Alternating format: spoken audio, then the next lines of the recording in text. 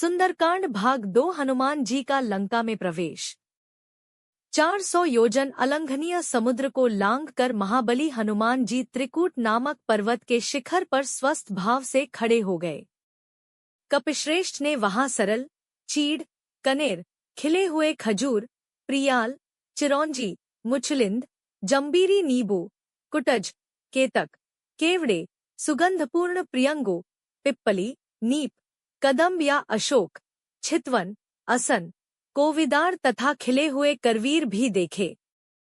फूलों के भार से लदे हुए तथा मुकुलित, अधखिले बहुत से वृक्ष भी उन्हें दृष्टिगोचर हुए, जिनकी डालियां झूम रही थी और जिन पर नाना प्रकार के पक्षी कलरव कर रहे थे। हनुमान जी धीरे धीरे अद्भुत शोभा से संपन्न रावण पालित लंकापुरी के पास पहुंचे। उन्होंने देखा, लंका के चारों ओर कमलों से सुशोभित जलपूरित खाई खुदी हुई है। वह महापुरी सोने की चहारदीवारी से घिरी हुई है। श्वेत रंग की ऊंची ऊंची सड़कें उस पुरी को सब ओर से घेरे हुए थी।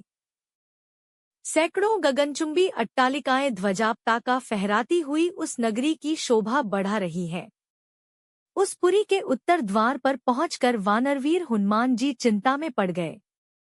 लंकापुरी भयानक राक्षसों से उसी प्रकार भरी हुई थी जैसे कि पाताल की भोगवतीपुरी नागों से भरी रहती है। हाथों में शूल और पट्टिश लिए बड़ी बड़ी दाढ़ों वाले बहुत से शूरवीर घोर राक्षस लंकापुरी की रक्षा कर रहे थे। नगर की इस भारी सुरक्षा, उसके चारों ओर समुद्र की खाई और रावण जैसे भयंकर शत्रु को देखकर हनुमान जी विचार करने लगे कि यदि वानर वहां तक आ जाएं, तो भी वे व्यर्थ ही सिद्ध होंगे, क्योंकि युद्ध द्वारा देवता भी लंका पर विजय नहीं पा सकते। रावण पालित इस दुर्गम और विषम, संकटपूर्ण लंका में महाबाहु रामचंद्र आ भी जाएं, तो क्या कर पाएंगे? राक्षसों पर साम, दान और भेद की नीति का प्रयोग असंभव दृष्टिगत हो रहा है। यहाँ तो केवल 4 वेगशाली वानरों अर्थात बालीपुत्र अंगद, नील, मेरी और बुद्धिमान राजा सुग्रीव की ही पहुंच हो सकती है। अच्छा, पहले यह तो पता लगाओ कि विदेह कुमारी सीता जीवित भी है या नहीं।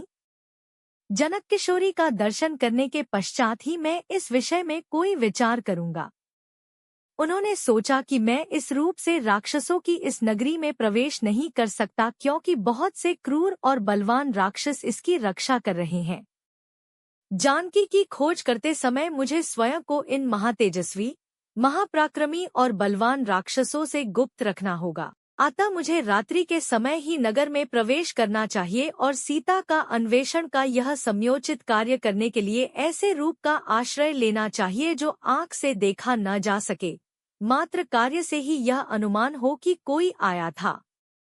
देवताओं और असुरों के लिए भी दुर्जर लंकापुरी को देखकर हनुमान जी बारंबार लंबी सांस खींचते हुए विचार करने लगे कि किस उपाय से काम लूं, जिसमें दुरात्मा राक्षसराज रावण की दृष्टि से ओझल रहकर मैं मिथिलेशनंदिनी जनक किशोरी सीता का दर्शन प्राप्त कर सकूं।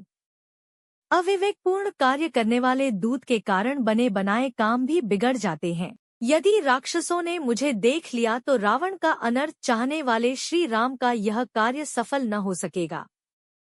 अतः अपने कार्य की सिद्धि के लिए रात में अपने इसी रूप में छोटा सा शरीर धारण करके लंका में प्रवेश करूंगा और घरों में घुसकर जानकी जी की खोज करूंगा। ऐसा निश्चय करके वीर वानर हनुमान सूर्यास्त की प्रतीक्षा करने लगे। सूर्यास्त हो जाने पर रात के समय उन्होंने अपने शरीर को छोटा बना लिया और उछलकर उस रमणीय लंकापुरी में प्रवेश कर गए।